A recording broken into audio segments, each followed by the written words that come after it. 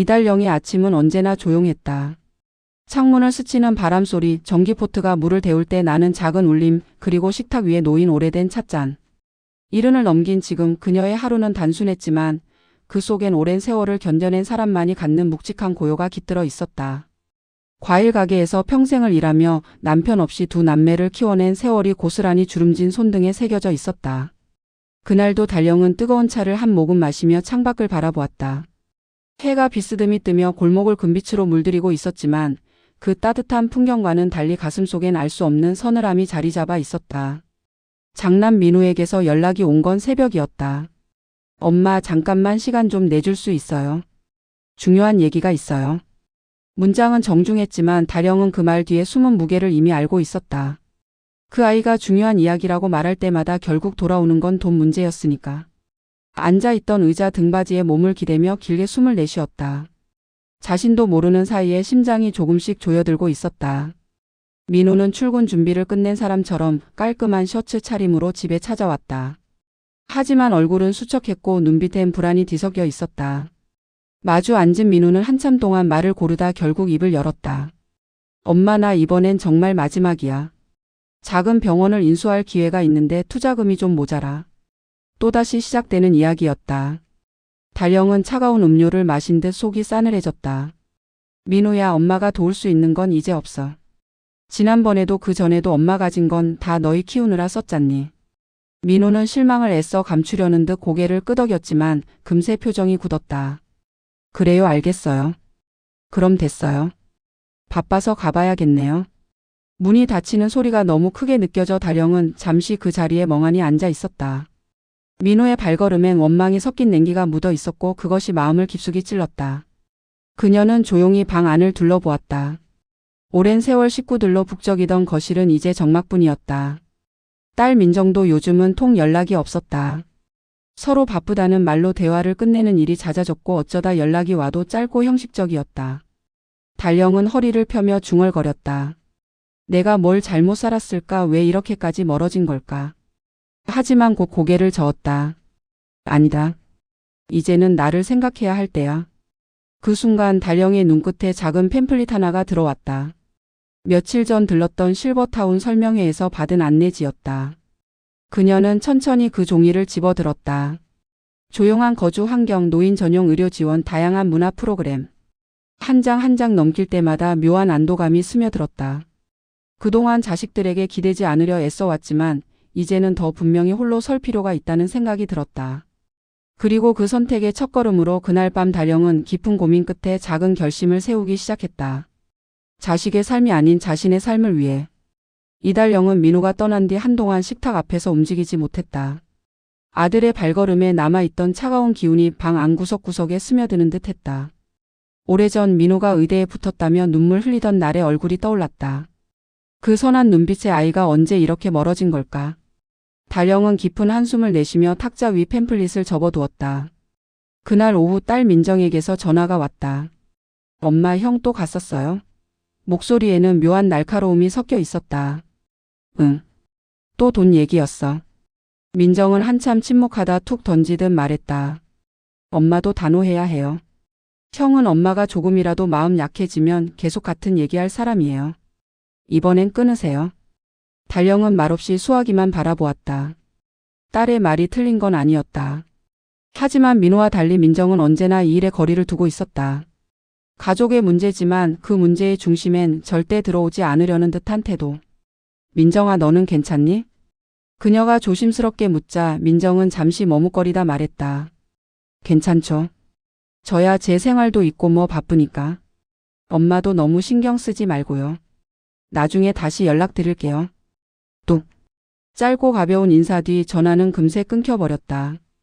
달령은 텅 빈 휴대폰 화면을 바라보며 서글픈 미소를 지었다. 나도 너희에게 짐이 된 건 아닐까? 그 생각이 스치자 가슴이 조금 시렸다. 그날 밤 집안은 평소보다 더 적막했다. TV를 켜놔도 소음만 떠돌 뿐 이야기가 머릿속에 들어오지 않았다. 창밖으로는 어스름한 가로등 불빛만이 희미하게 비추고 있었다. 민호의 차가운 눈빛, 민정의 짧은 말투가 계속 귓가를 맴돌았다. 달령은 서랍 깊숙한 곳에서 서류 봉투 하나를 꺼냈다. 오래전 남편이 세상을 떠날 때 변호사에게서 배웠던 몇 가지 절차가 떠올랐다. 언젠가는 쓰게 될 날이 올 거예요. 서류는 미리 정리해 두는 게 좋습니다. 변호사의 그 말이 머릿속에 울렸다. 그날 밤 달령은 변호사 사무실로 전화를 걸어 약속을 잡았다. 그리고 다음날 작은 사무실의 회의 테이블 앞에 앉은 그녀는 오랜 시간 묵혀온 결심을 입 밖으로 꺼냈다. 유언장을 작성하고 싶습니다. 변호사는 놀란 듯 그녀를 바라보다가 조용히 물었다. 자녀분들에게 미리 말씀은? 아직은요. 아이들에게 짐이 되고 싶진 않아요. 그리고 제 결정을 누가 흔들었으면 하지 않아서요. 그녀의 눈빛은 흔들리지 않았다. 변호사는 고개를 끄덕였다. 이달령님, 유언장은 삶의 주인이 본인임을 증명하는 서류입니다. 어떤 결정을 하시든 그것이 곧 님의 삶입니다. 달령은 펜을 들었다. 손이 약간 떨렸지만 마음은 오히려 선명해졌다. 재산의 80%는 도움이 필요한 단체에 기부. 나머지 20%는 딸 민정에게.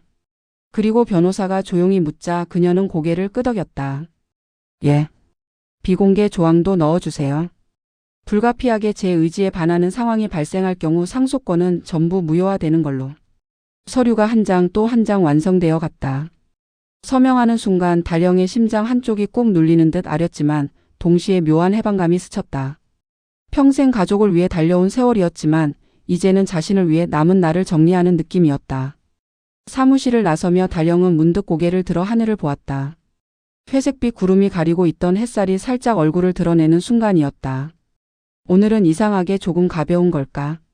하지만 그 느낌이 오래가지 않으리란 걸 그녀는 아직 몰랐다.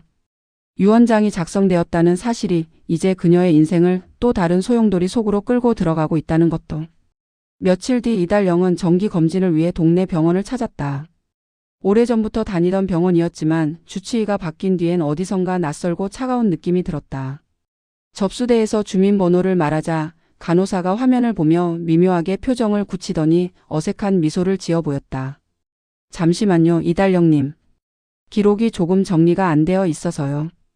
달령은 그냥 실수겠거니 하고 기다렸다. 하지만 간호사 둘이 서로를 바라보며 귓속말을 나누는 모습이 이상하게 느껴졌다. 마치 말하지 말아야 할 걸 본 듯한 얼굴이었다. 진료실 문이 열리자 새로 부임했다는 의사가 대충 정리된 파일을 들고 자리를 권했다.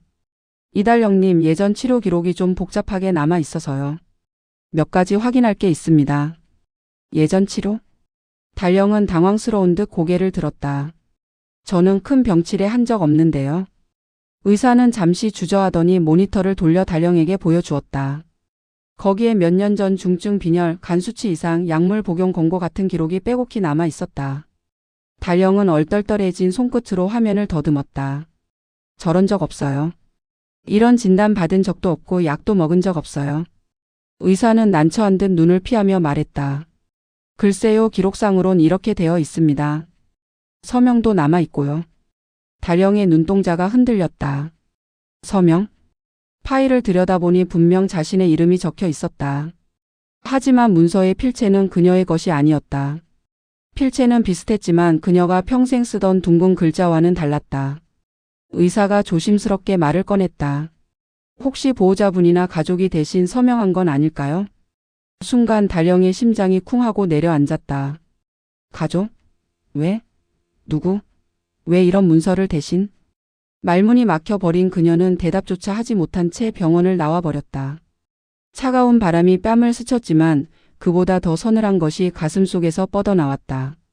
그날 밤 집으로 돌아온 달령은 진료 기록을 펼쳐놓고 한참을 들여다보았다. 누가 왜 이런 일을 했을까? 아니, 누구 말고 왜 이런 걸 꾸몄을까? 그 단순한 의문이 점점 더 거대한 공포로 변해갔다. 밤이 깊어지자 바람 소리조차 거슬릴 만큼 마음이 복잡해졌다. 그러다 전화벨이 울렸다. 번호는 발신자 표시 제한. 달령은 순간 겁이 났지만 혹여 병원에서 온 건 아닐까 하는 마음에 수화기를 들었다. 이달령 씨죠. 음성이 낮고 차분했지만 어딘가 단호했다. 기록 조작 조심하세요. 가족 중 누군가 관여했을 가능성이 높습니다. 순간 전기가 흐르는 듯 온몸이 굳었다. 누구세요? 무슨 말씀이신데요? 상대는 대답 대신 한마디만 남겼다. 당신 주변을 다시 한번 보세요. 믿는 사람이 가장 위험할 수 있습니다. 뚝. 전화는 그 말과 함께 끊겨버렸다. 달령의 손이 떨어지기 시작했다. 가족 민우? 민정? 하지만 아들이 그런 일을 벌였을까? 민정은 설마? 두 아이의 얼굴이 번갈아 떠오르며 머릿속이 아프도록 뒤섞여 갔다. 밤새 작은 집안은 한기가 내려앉은 것처럼 서늘했다. 달령은 불 꺼진 창가에 앉아 어둠을 바라보았다. 아무에게도 기대지 않겠다고 결심했지만 이렇게까지 혼자 마주해야 할 일이 생길 줄은 몰랐다. 그녀는 떨리는 손으로 다시 진단서 사본을 들었다. 누군가 의도적으로 그녀를 병력 있는 사람으로 만들려 하고 있었다. 그리고 서류의 날짜는 모두 최근 몇 달 사이였다. 달령의 가슴 밑바닥에서 깊고도 싸늘한 의문이 피어올랐다. 왜 하필 지금? 유언장을 작성한 바로 그 시점과 겹친다는 사실을 깨닫는 순간 달령은 숨을 들이켰다. 마치 누군가가 그녀의 움직임을 지켜보고 있는 듯한 공포가 등골을 타고 흘러내렸다. 이제 그녀의 삶은 더 이상 조용한 일상이 아니었다. 알지 못했던 위험이 조용히 그리고 확실하게 그녀를 향해 다가오고 있었다. 이달령은 그날 이후로 집안의 모든 소리가 예민하게 들렸다. 냉장고 돌아가는 소리, 벽시계 초침 소리, 윗집 아이가 뛰는 소리까지 전부 신경을 긁는 듯 했다. 무엇보다도 마음속에서 자꾸만 되풀이되는 말이 있었다. 가족 중 누군가가 관여했을 가능성이 높습니다. 익명의 전화는 단 한 통이었지만 그 한 문장이 달령의 일상을 송두리째 흔들어 버렸다. 누가 왜? 머릿속에서 같은 질문이 끝없이 되돌아왔다. 며칠 뒤 달령은 떨리는 마음을 다잡고 딸 민정에게 전화를 걸었다. 민정아, 너 요즘 바쁘니? 민정은 평소보다 어색하게 대답했다. 아응. 회사 일도 있고 아이 아빠랑 이것저것 정리할 게 좀 있어서. 왜? 무슨 일 있어? 아냐. 그냥 내 목소리 듣고 싶어서. 달령은 일부러 아무렇지 않게 말했지만 민정의 숨소리 하나하나가 예사롭게 들리지 않았다. 평소보다 말을 아끼는 느낌. 분명히 뭔가 숨기고 있는 기색이었다.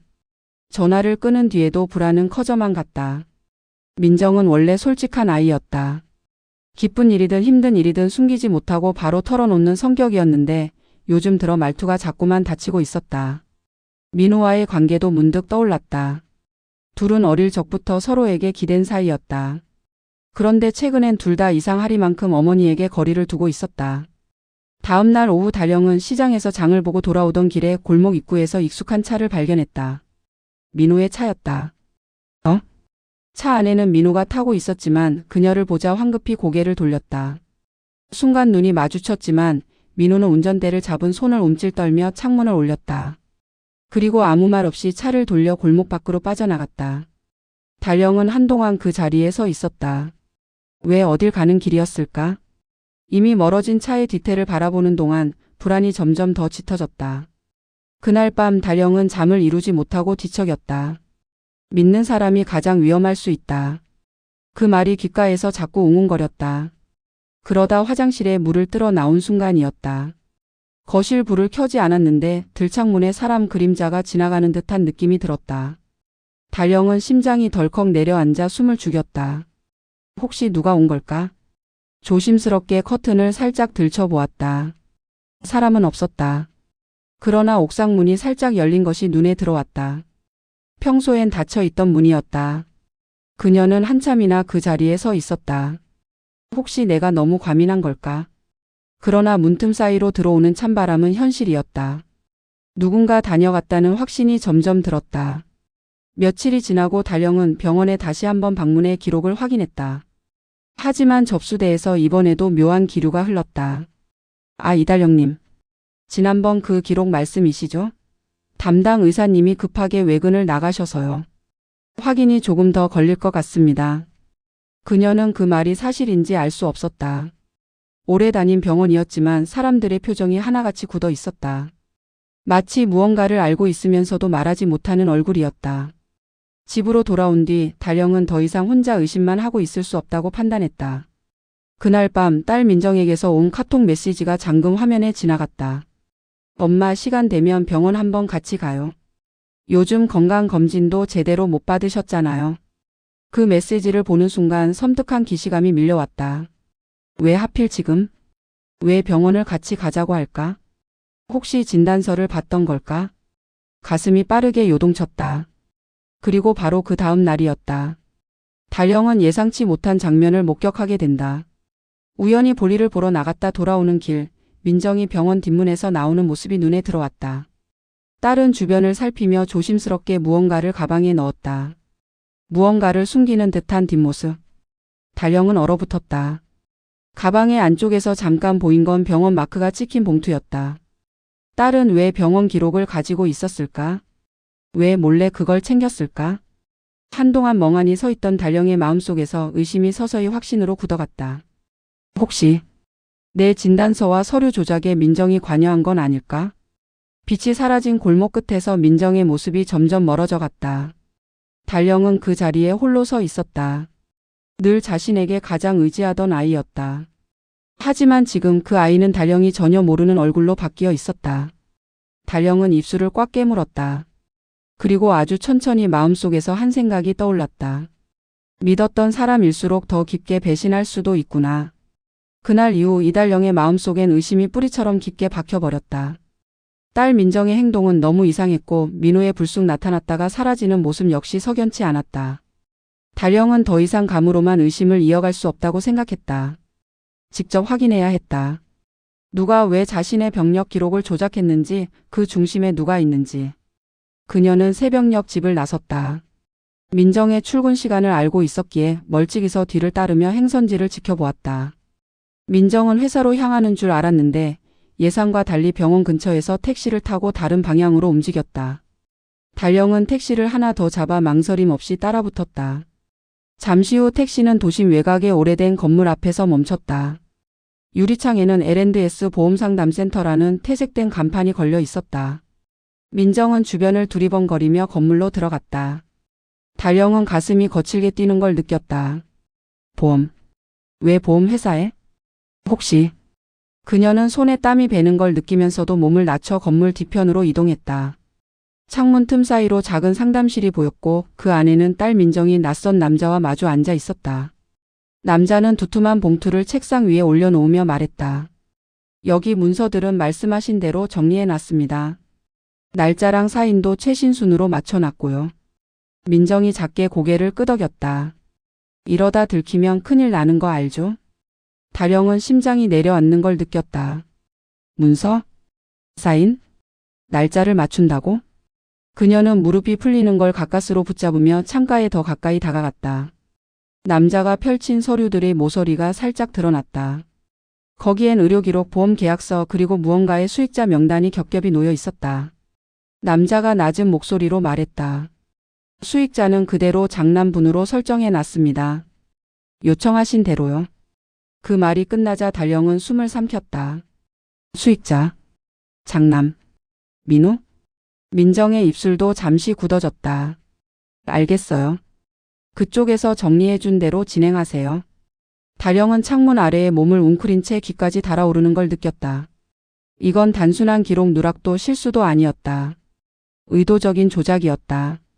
그리고 그 조작은 딸의 손에서 시작된 것이었다. 그녀는 더 이상 숨이 쉬어지지 않았다. 딸이 왜 이런 일을? 형과 같은 수익자 명단? 이건 단순한 금전 문제가 아니었다. 민정이 상담실 밖으로 나오자 달령은 황급히 몸을 숨겼다. 민정은 어딘가 초조한 얼굴로 핸드폰을 확인하더니 빠르게 자리를 떠났다. 한참 뒤 민정이 완전히 사라졌을 때 달령은 조심스럽게 상담실 쪽에서 떨어진 종이 한 장을 주었다. 바람에 굴러온 것인지 누군가 떨어뜨린 것인지 알 수 없지만 문서 상단엔 선명하게 적혀 있었다. 보험 수령 권한 변경 요청서. 그리고 그 아래엔 주 수혜자 이민우. 달령은 그 자리에 서서 오래도록 눈을 떼지 못했다. 그녀의 두 손이 고요하게 떨렸다. 둘이 한편이라는 건가? 아니면 누군가 둘 사이를 움직이고 있는 건가? 머릿속에선 온갖 조각들이 서로 부딪히며 엉켜가고 있었다. 민호의 갑작스러운 태도 변화, 민정의 병원 출입, 조작된 진단서. 이 모든 퍼즐이 하나의 그림을 향해 맞춰지고 있었다. 그리고 그 그림은 달령을 향한 어떤 목적을 분명히 품고 있었다. 그녀는 종이를 움켜쥐고 속삭였다. 대체 너희는 뭘 하고 있는 거니? 달령은 그날 밤 집으로 돌아오며 처음으로 실감했다. 이 싸움은 단순히 서류의 문제가 아니었다. 자신의 삶 전체를 뒤흔드는 거대한 그림자였고 그 그림자의 중심에는 자신이 가장 믿어온 사람들까지 들이운 듯했다.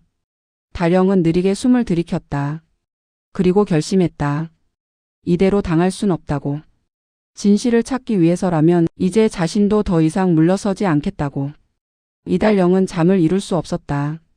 침대에서는 2번 뒤척이고 거실 소파에서는 3번 앉았다 일어났다. 마치 집 안의 공기조차 무게를 갖고 눌러오는 듯했다. 보험 변경서, 진단서 조작, 민정의 비밀 만남, 그리고 그 모든 흐름이 가리키는 수혜자 이민우. 하나하나 곱씹을수록 심장이 뜨겁게 때론 얼음처럼 서늘하게 뛰었다. 달령은 결국 새벽녘에 일어나 서랍 깊숙이 숨겨뒀던 봉투를 꺼냈다. 유 원장의 원본 사본과 변호사가 건넸던 부속 조항 문서가 들어있는 봉투였다. 그녀는 봉투를 열고 떨리는 손으로 문서를 펼쳤다.